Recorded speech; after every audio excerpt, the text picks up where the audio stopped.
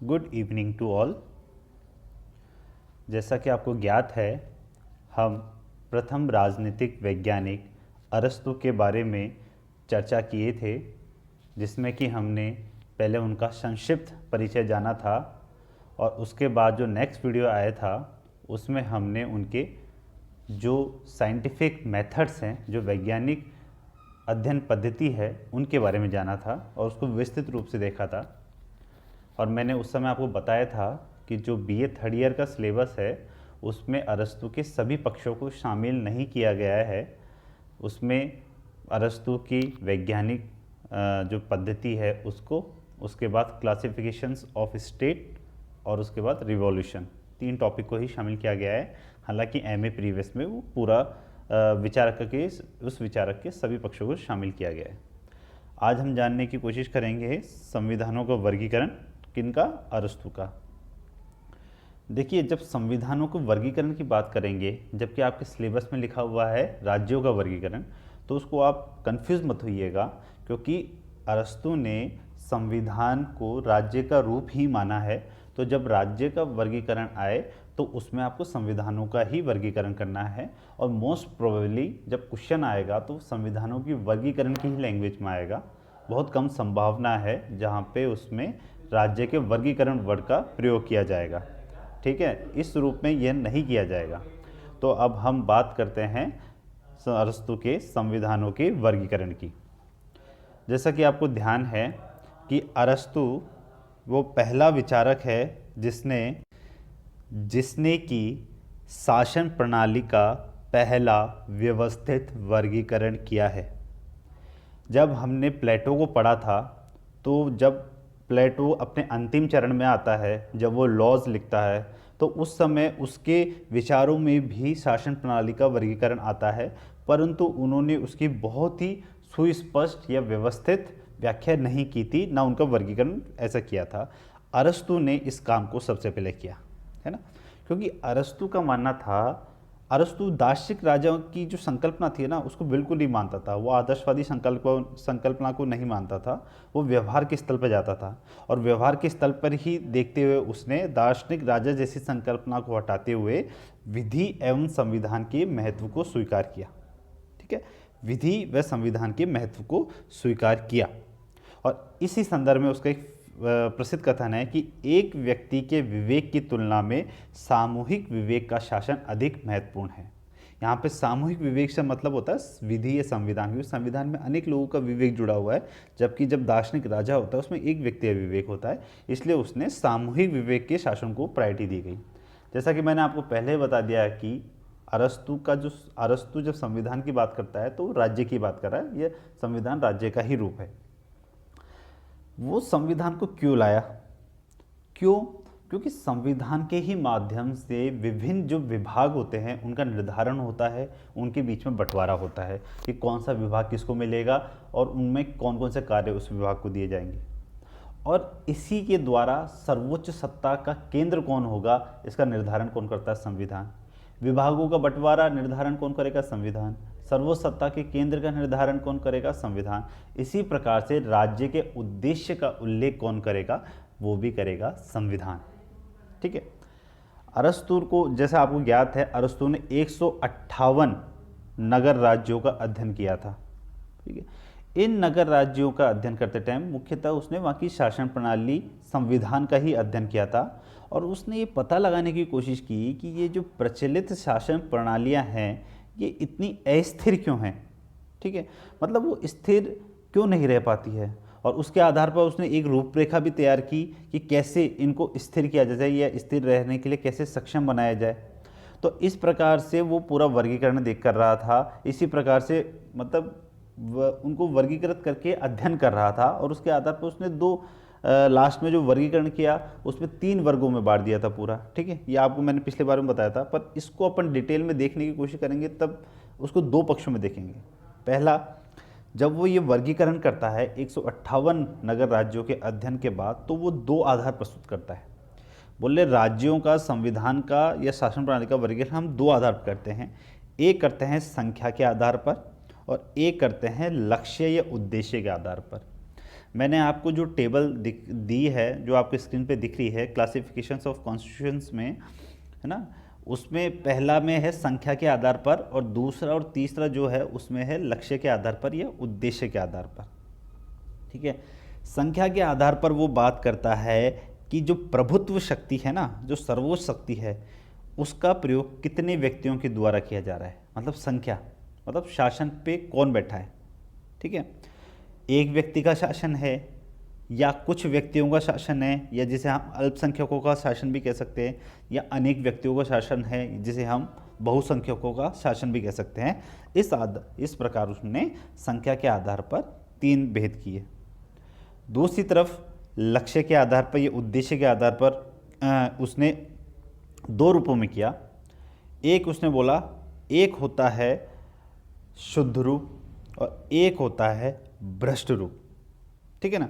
लक्ष्य या उद्देश्य का मतलब क्या हो गया कि जो शासन करने वाला जो व्यक्ति है, जो भी शासन कर रहा है, ठीक है ना, चाहे एक व्यक्ति का शासन हो, चाहे अनेक व्यक्ति को शासन हो, चाहे कुछ व्यक्तियों का शासन हो, उसमें जो शासन पर बैठा हुआ है वो शासन कैसा कर रहा है। वो सार्वजनिक हित के आधार पर शासन कर रहा है या खुद के स्वार्थ के आधार पर कर रहा है। यदि वह सार्वजनिक हित के आधार पर शासन कर रहा है तो उसको उसने कहा है कि ये स्वाभाविक शासन है, ये शुद्ध शासन है, जिसको उसने शुद्ध रूप बोला, ये शुद्ध शासन है। और अगर एक व्यक्ति का शासन है और शुद्ध शासन है, मतलब एक व्यक्ति का शासन है और वह सार्वजनिक हित में शासन कर रहा है, तो उसको उसने बोला राजतंत्र या एकतंत्र। ठीक है, जिसको मोनार्की बोला। यदि कुछ व्यक्तियों का शासन है वह सार्वजनिक हित में शासन कर रहा है तो उसको बोला उसने कुलीन तंत्र या अभिजात तंत्र, जिसको एरिस्टोक्रेसी बोलते हैं। और तीसरा है अनेक व्यक्तियों का शासन। अगर अनेक व्यक्तियों का शासन सार्वजनिक हित में किया जाए तो उसको बोला उसने बहुतंत्र या संवैधानिक शासन तंत्र, और इंग्लिश में है पॉलिटी। इंग्लिश टर्मिनोलॉजी मैंने इसको इसलिए बताई है और इसमें या करके मैंने इनके अलग अलग नाम इसलिए बताए हैं क्योंकि हर किताब में आपको अलग अलग नाम मिल जाते हैं, है ना। किसी जगह आपको कुलीन तंत्र लिखा हुआ मिलेगा, किसी जगह आपको अभिजात तंत्र मिलेगा, किसी जगह आपको बहुतंत्र मिलेगा, या उसकी जगह संवैधानिक शासन तंत्र मिलेगा, पर इंग्लिश में वो वर्डिंग सेम रहेगी। ठीक है, तो आपको इंग्लिश में सबसे मेन टर्म जो इसमें याद रखनी होगी वो बहुतंत्र या संवैधानिक तंत्र को उसने पॉलिटी बोला है, उसको याद रखना है। उसको क्यों याद रखना है उसका रीज़न अपने आगे आने वाला है अगली स्लाइड में। ठीक है, अभी केवल याद रख लें। तो अभी अपन ने जो बात की वो क्या है कि वो 2 आधार पर वर्गीकरण करता है। एक संख्या के आधार पर, संख्या के आधार पर 3 बोल देता है, या तो एक व्यक्ति का शासन होगा, या कुछ व्यक्तियों का शासन होगा, या अनेक व्यक्तियों का शासन होगा। अब कहता है कि ये संख्या के अलावा एक आधार और होता है, उसको बोलते हैं उद्देश्य या लक्ष्य के आधार पर। और वो आधार क्या होगा कि वो लोग जो सत्ता में बैठे हैं वो सार्वजनिक हित में शासन कर रहे हैं या खुद के हित में, स्वहित में कर रहे हैं। अगर वो सार्वजनिक हित में शासन कर रहे हैं तो उनके 3 रूप बता दिए। एक व्यक्ति का शासन अगर सार्वजनिक हित में शासन कर रहा है तो राजतंत्र, कुछ व्यक्तियों कर रहा है तो कुलीन तंत्र, अनेक व्यक्तियों कर रहा है तो बहुतंत्र। इसी आधार पर लक्ष्य उद्देश्य के आधार पर उसने भ्रष्ट रूप बताया। भ्रष्ट रूप कौन है? जो शासन में बैठने वाला व्यक्ति है या शासन में बैठने वाले बहुत सारे व्यक्ति हैं, वो अपने हित में काम करें, सार्वजनिक हित में काम नहीं करें। अगर एक व्यक्ति का शासन हो और वो स्वहित में काम कर रहा हो या स्वार्थ सिद्धि के लिए काम कर रहा हो तो वो कहलाता है निरंकुश तंत्र या नृशंस तंत्र। ये हिंदी में लिखने में गलती हो गई, इसको सही कर लीजिए, नृशंस तंत्र, जिसको हम ट्रेनी भी बोलते हैं। कुछ व्यक्तियों को शासन हो या अल्पसंख्यकों को शासन हो जो कि स्वार्थ हित के लिए शासन करे, न कि सार्वजनिक हित के लिए, तो वह कहलाएगा गुट तंत्र, धनिक तंत्र, या इसको वर्ग तंत्र भी बोल देते हैं, जिसको ओलिगैरिकी भी बोलते हैं। ठीक है ना। अनेक व्यक्तियों को शासन या बहुसंख्यकों का शासन, है ना, अगर वह स्वार्थ हित में काम करता है तो उसको लोकतंत्र या भीड़ तंत्र या प्रजातंत्र या डेमोक्रेसी बोला है उन्होंने। देखिए, आप भावनात्मक रूप से मत जुड़ जाइएगा। अरस्तु बीसी के टाइम पे बात कर रहा है, मतलब इतने सदियों पहले की बात कर रहा है। उस समय उसके अनुरूप लोकतंत्र अच्छा शासन नहीं था। आज हमारे देश में लोकतंत्र है, तो इसलिए आप उस आधार पर गलत साबित करने की कोशिश मत कीजिएगा। हर विचारक अपनी परिस्थितियों के आधार पर या अपने कॉन्टेक्स्ट के आधार पर ही अपना विचार देता है। तो उस समय उसने लोकतंत्र क्यों बुरा माना उसने उसका आधार भी दिया है, ठीक है ना। हालांकि हम अब लोकतंत्र को अपनी सर्वश्रेष्ठ शासन प्रणाली बोलते हैं, परंतु उस रूप में नहीं था, ठीक है। अब जो ये शुद्ध प्रणाली बोली है, तो अब ये क्या हो गया कि अरस्तु के अनुसार राजतंत्र, कुलीन तंत्र और बहुतंत्र तो हो गए शुद्ध प्रणालियाँ, और जो शुद्ध प्रणालियाँ जो कि समूची जनता के हित में काम कर रहे हैं, सार्वजनिक हित में काम कर रहे हैं, जबकि निरंकुश तंत्र, गुटतंत्र और लोकतंत्र ये हो गए भ्रष्ट रूप, जो कि शासक अपने हित के लिए काम कर रहे हैं, जिसमें शासक सार्वजनिक हित में काम नहीं कर रहे हैं, स्वार्थ सिद्धि के लिए काम कर रहे हैं, ठीक है। ये यहाँ से हमारे ये धारणा क्लियर हो जाती है बिल्कुल। अब हम बढ़ते हैं इसमें आगे। अब यह है नेक्स्ट स्लाइड, जिसमें हम मिश्रित संविधान की बात कर रहे हैं। मिश्रित संविधान क्यों, उससे पहले अपन थोड़ा इसका बैकग्राउंड भी जान लेते हैं। अपन प्लेटो से स्टार्ट करते हैं। देखो, अरस्तु से पहले प्लेटो ने जो उसके लास्ट रचना थी या अंतिम कृतियों में से थी, द लॉज, है ना, जिसको विधि व्यवस्था भी बोलते थे, उसमें ये मिश्रित संविधान का सिद्धांत दिया था, ठीक है। बाद में अरस्तु ने भी दिया। प्लेटो ने क्या है, अब प्लेटो के बारे में दोबारा एक मेमोराइज करने का टाइम आ गया कि प्लेटो ने अपने समय में राज्यों का पराभव देखा था, ठीक है। उसने स्पार्टा का पतन देखा। क्यों? क्योंकि उन्होंने सैन्य क्षमताओं पर, सैन्य प्रशिक्षण पर बहुत ज़्यादा बल दिया, ठीक है ना, अति कर दी उसमें। फारस का पतन देखा। क्यों? क्योंकि वहाँ के शासक बहुत ज़्यादा स्वेच्छाचारी थे, या मतलब अपने पर पूरा नियंत्रण रखते थे बहुत ज़्यादा। और एथेंस देखा, जहाँ पे लोकतंत्र था, परंतु वहाँ पे लोगों को इतनी ज़्यादा स्वतंत्रता दी गई कि स्वतंत्रता की चरम सीमा हो गई, है ना, और वो एथेंस का विनाश हो गया। तो इन तीनों चीज़ों में एक चीज़ कॉमन थी, अतिवादी सिद्धांत, ठीक है। उनका मानना था कि अतिवादी सिद्धांतों के कारण ही ये विनाश हो रहा है। तो इसलिए उसने भी, प्लेटो ने भी अंत में आते आते जो स्थिर राज्य की संकल्पना दी, उसमें मिश्रण का प्रयोग किया। मिश्रण मतलब कोई किसी भी व्यवस्था को अपने आप पूर्ण नहीं माना, कुछ इधर से कुछ इधर से लेकर उसने अपना विचार दिया। जैसे उसने कहा कि राजतंत्र और लोकतंत्र का जब मिश्रण हो जाएगा, जब उसका सफल प्रयोग हो जाएगा, है ना, तब ही एक स्थायी या स्थिर राज्य स्थापित हो जाएगा। क्यों? क्योंकि न्यायपूर्ण कानून पर आधारित शासन इन दोनों के मिश्रण से ही हो सकता है। इसी विचार को बहुत विस्तृत रूप में या इसे थोड़ा सा अलग होते हुए अरस्तु ने अपना विचार दिया था। अरस्तु का कहना था कि सिद्धांत तो मैं यह मानता हूँ, सिद्धांततः मैं यह मानता हूँ कि सबसे जो आदर्श रूप है ना शासन का, है ना, वो होना चाहिए राजतंत्र, जिसमें संपूर्ण राजनीतिक शक्ति एक ही व्यक्ति के हाथ में आ जाए, ठीक है। परंतु होता क्या है, वास्तविकता में ऐसा कोई सर्वगुण संपन्न व्यक्ति नहीं होता जिसको ये पूरी सत्ता एक साथ दे दी जाए। जब किसी भी व्यक्ति को इस प्रकार से सद्गुण संपन्न मानकर एब्सोल्यूट पावर दे देते हैं ना, तो वह कानून के बंधन से अपने आप को मुक्त करने की कोशिश में लगा रहता है, और है ना, और पूरी तरीके से अत्याचारी बन जाता है।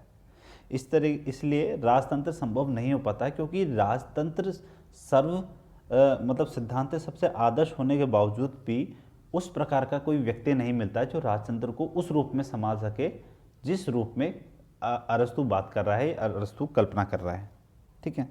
फिर कहता है कि व्यवहार के स्थल पर, व्यवहार के धरातल पर जब आते हैं, तब सर्वोत्तम शासन प्रणाली मेरे हिसाब से होती है अभिजात तंत्र। अभिजात तंत्र कौन सी? आप देखिए पिछले वीडियो में अभिजात तंत्र किस में आया गया, कुलीन तंत्र या अभिजात तंत्र, मतलब सेकेंड नंबर का, जिसमें कुछ लोगों का शासन होता है, ठीक है। ये इन्होंने कहा कि व्यवहार के स्थल पर मैं इसको मानता हूँ कि कुछ लोगों का, कुछ सुयोग्य लोगों का शासन हो, तब वह मेरे हिसाब से बहुत अच्छी प्रणाली है, ठीक है। परंतु इनका कहना है कि जब ये गिने चुने लोगों को भी पूर्ण सत्ता देते हैं ना, तो ये भी आगे जाके भ्रष्ट हो जाते हैं, ठीक है ना। ये भी कानून के नियंत्रण में रहना अपने आप को पसंद नहीं करते हैं, ठीक है। तो ये भी मुक्त होने की उसमें लगे रहते हैं। अब तीसरी एक व्यवस्था आती है लोकतंत्र।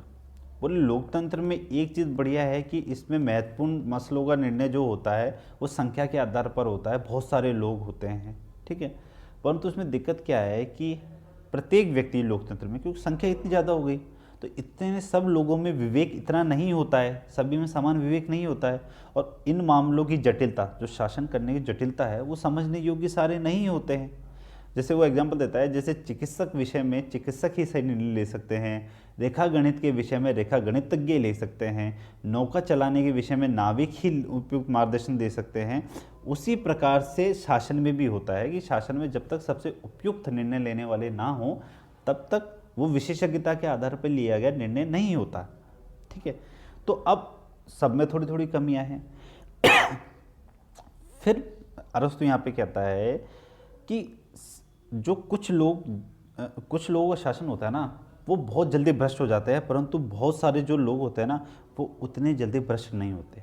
कहने का मतलब ये है, कम लोगों के शासन में जो लोग बैठे होते हैं सत्ता पर, उनके भ्रष्ट जल्दी होने की संभावना ज़्यादा होती है बजाय जब बहुत सारे लोग सत्ता बैठे होते हैं। क्यों?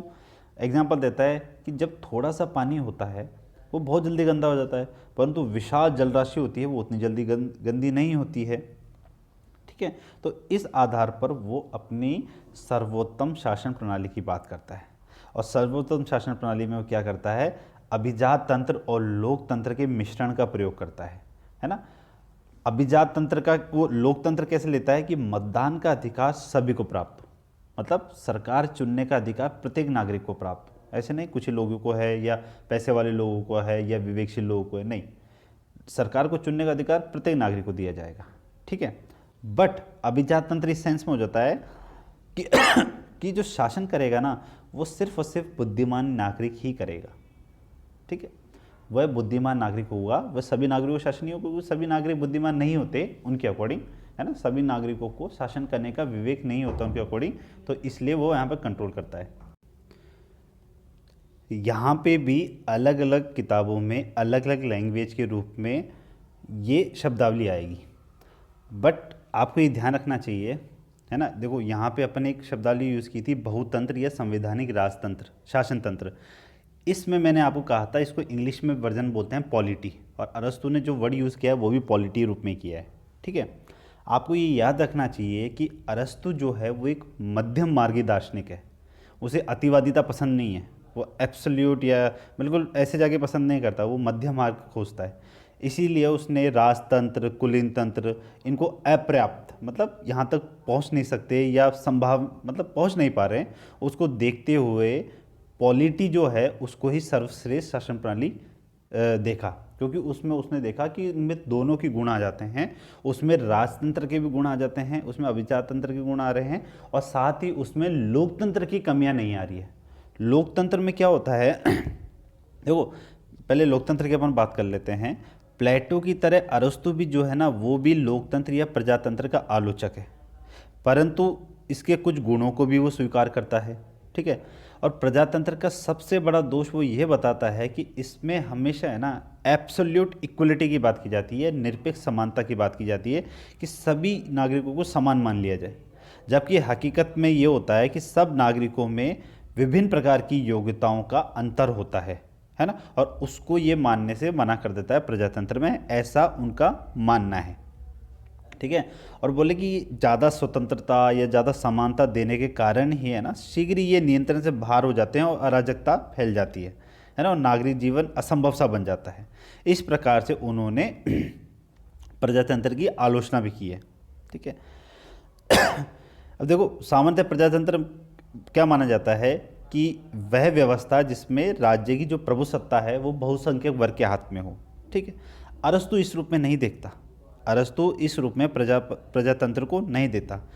बहुसंख्यक वर्ग का शासन का मतलब वो प्रजातंत्र नहीं मानता, है ना, क्योंकि उस राज्य को प्रजातंत्र नहीं कह सकते जिसमें राज्य की बागडोर केवल मतलब धनवान बहुसंख्यक या किसी अन्य के हाथ में हो। उसके आधार पर प्रजातंत्र उस विधान को कहा जाएगा जिसमें निर्धन, जो कि बहुसंख्यक भी हैं, शासन के कर्ताधर्ता हों। कहने का अभिप्राय क्या है, अरस्तु यहाँ पे उस विचार को ले रहा है कि प्रजातंत्र वो होगा जब बहुसंख्यक शासन हो, और बहुसंख्यक कौन हो? निर्धन लोग हों। ठीक है, इस प्रकार से यहाँ प्रजातंत्र की व्याख्या कर रहा है। और जब वो मध्यम मार्ग होकर सर्वश्रेष्ठ शासन प्रणाली या सर्वोत्तम कौन सी होगी जो अपनाई जा सकेगी, जिसको अपनाया जाना है, तो वह मिश्रित संविधान की बात करता है। वह बात करता है संवैधानिक शासन की, जिसमें देखो प्रजातंत्र हो गया गरीब से रिलेटेड, है ना, और राजतंत्र और जो कुलीन तंत्र हो गया वो धनिक से रिलेटेड, वो चाहता है इन दोनों का संयोजन हो, इन दोनों का सम्मिश्रण हो। कुलीन तंत्र में धनिकों का शासन होता है, राजतंत्र में गरीबों का शासन होता है, दोनों का सम्मिश्रण चाहता है वो, और मध्यम मार्ग चाहता है कि बीच का रास्ता निकाला जाए जिसमें न तो निरंकुश तंत्र हो, है ना, जब न तो उसमें निरंकुश तंत्र के दोष हो, न धनिक तंत्र के दोष हो, है ना, न ही संपूर्ण जनता की अराजकता हो, वह मध्यम मार्गी होना चाहता है। ठीक है, इस प्रकार से उसने पॉलिटी को सर्वश्रेष्ठ शासन प्रणाली बोला, जिसमें मतदान का अधिकार तो सभी को मिलेगा परंतु शासन का अधिकार बुद्धिमान लोगों को ही प्राप्त होगा। अब यहाँ पे अपन साइकिल देखते हैं जिसमें कैसे चेंज होता है। इसको अपन क्रांति का जो विचार आएगा, अरस्तु का रेवोल्यूशन का जो विचार आएगा उसमें भी है। अरस्तु बोलता है कि जब आप नॉर्मल स्थिति की बात करते हैं या शुद्ध रूप में बात करते हैं तो राजतंत्र सबसे उत्तम है। ठीक है, ये अपन ने पहले ही बात की है ना। बट जब राजा पर कोई भी नियंत्रण नहीं होता या राजा अपने आप को विधि या कानून के नियंत्रण से मुक्त करने लग जाता है तो ऐसा शासन धीरे धीरे भ्रष्ट हो जाता है ना। और भ्रष्ट होकर वो किस में बदल जाता है, नृशंस तंत्र में या निरंकुश तंत्र में। ठीक है, जिसको ट्रेनी भी बोला अपन ने, तो वो भ्रष्ट रूप में, इस रूप में बदलता है। ठीक है, अब क्या होता है, ये नृशंस तंत्र होता है, ये भी तो एक व्यक्ति का ही शासन है, पर यह है एक व्यक्ति का भ्रष्ट शासन है। अब इसके अस्तित्व में आने पर राज्य में विद्रोह की भावना पनपने लग जाती है। तब उस राज्य के जो धनिक वर्ग होता है, कुछ लोग होते हैं धनिक वर्ग, विशेषतः मतलब धनवान लोगों की बात कर रहे हैं यहाँ पे, वो उन नृशंस शासक जो होते हैं, जो निरंकुश शासक होते हैं, उनको पद से हटाकर अभिजात तंत्र या कुलीन तंत्र या एरिस्टोक्रेसी की स्थापना कर देते हैं। एरिस्टोक्रेसी कुछ लोगों का शुद्ध रूप का शासन है जिसमें सार्वजनिक हित में शासन किया जाता है। ठीक है, तो जब सामान्य स्थिति होती है, जब अभिजात तंत्र उत्तम होता है, परंतु जब इन पर भी कोई कंट्रोल नहीं रहता तो ये भी धीरे धीरे स्वार्थी होने लग जाते हैं। ये भी धीरे धीरे केवल अपने हित की काम करने लग जाते हैं, अपने बारे में सोचने लग जाते हैं और सार्वजनिक हित की हानि करने लग जाते हैं। तो इस तरह के गुटतंत्र अस्तित्व में आता है जो कि कुछ व्यक्तियों का भ्रष्ट रूप है या अभिजात तंत्र का भ्रष्ट रूप है। जब ये भ्रष्ट रूप आ जाता है फिर जनसाधारण सारे लोग मिलकर विद्रोह करके गुटतंत्र को नष्ट कर देते हैं और बहुतंत्र स्थापित करते हैं, है ना। बहुतंत्र बहुत सारे लोगों का, और बहुत सारे लोगों को क्या बात की थी, निर्धन लोगों का, अपन ने पहले बोला था निर्धन लोगों का शासन होता है ना, और ये उसका शुद्ध शासन है या कहें सार्वजनिक हित में शासन होता है। परंतु आगे चलकर इन लोगों के मन में भी स्वार्थ भावना या अविवेक या अंधकार छा जाता है, तो इस तरह बहुत सारे लोगों का भ्रष्ट शासन अस्तित्व आता है। ठीक है, जिसे अरस्तु लोकतंत्र बोलता है। ठीक है, बट ये ध्यान रखिएगा, लोकतंत्र की आधुनिक जो परिभाषा है इससे ये अलग है। ठीक है, अब अरस्तु के अनुसार ये जो भ्रष्ट शासन आया है, मतलब बहुतंत्र का जो भ्रष्ट रूप है लोकतंत्र ये आया है, ये भी ज़्यादा दिन तक नहीं चल सकता। उसके बाद कोई एक व्यक्ति आता है, कोई सुलझा हुआ विवेकशील व्यक्ति आता है और उसको हटाकर वो दोबारा राजतंत्र स्थापित कर देता है, फिर यही चक्र दोबारा चालू हो जाता है। ठीक है, तो इसके ये कहना चाह रहा है कोई भी प्रणाली स्थिर नहीं होती है, बाद में वो स्थिर प्रणाली की खोज करता है और स्थिर प्रणाली की खोज में वो कहाँ जाता है, मिश्रित संविधान पर, जिसकी चर्चा हमने थोड़ी देर पहले की। अब यहाँ पे जो ये सारी चीज़ आ रही हैं, देखो राजतंत्र में कमी आती है तो वो निरंकुश तंत्र बन जाता है, निरंकुश तंत्र की कमी दूर करने के लिए कुलीन तंत्र लाते हैं, कुलीन तंत्र की में कमी आ जाती है तो गुटतंत्र बन जाता है, और गुटतंत्र की कमी को दूर करने के लिए बहुतंत्र आता है। तो यहाँ पे सर्वश्रेष्ठ अपने आप कौन सी हो गई, बहुतंत्र। क्यों, राजतंत्र, क्योंकि आप देखिए ना, राजतंत्र की कमी आई है ना, तो निरंकुश तंत्र बना, उसको सुधारने के लिए कुलीन तंत्र आया, और कुलीन तंत्र भ्रष्ट हो गया तो बना गुटतंत्र, और उसको सुधारने के लिए बहुतंत्र आया। तो सबसे सुधरा हुआ रूप किस में आया, बहुतंत्र में। यही बात अरस्तु कह रहा है, यही तो है मेरा मध्यम मार्गी और यही तो है मेरा मिश्रित संविधान जिसको मैं चाहता हूँ कि स्थापित हो। ठीक है, तो इस प्रकार उसने राज्यों का वर्गीकरण किया, संविधान का वर्गीकरण किया, शासन प्रणालियों का वर्गीकरण किया। अगली वीडियो में हम क्रांति की बात करेंगे, तब तक के लिए बहुत बहुत धन्यवाद।